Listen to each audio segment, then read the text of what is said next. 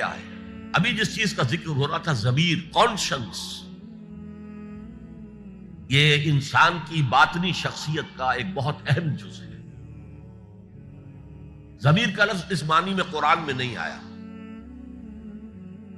लेकिन कुरानी इस्तिलाह है नफ्स लव्वामा, वो नफ्स जो अंदर से मलामत करता है।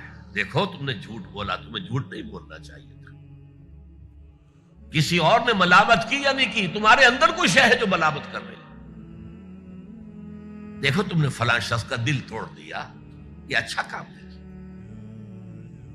ये है लव्वामा, जिसकी कसम खाई गई, ला उक़सिमु बियौमिल क़ियामत वला उक़सिमु बिन्नफ्सिल लव्वामा। ये नफ्स लव्वामा हर इंसान में है।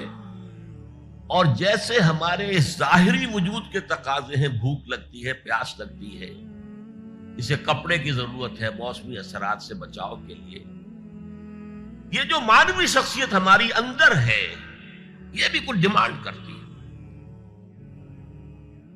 और इंसान अपने आप को मुतमईन करता है, रैशनलाइज करता है। ठीक है, ये तो खराबियां हैं, लेकिन मैंने ये काम भी तो आखिर किए हैं ना। ये इंसान की एक लाज़मी जरूरत है, अपने ज़मीर को मुतमईन करना।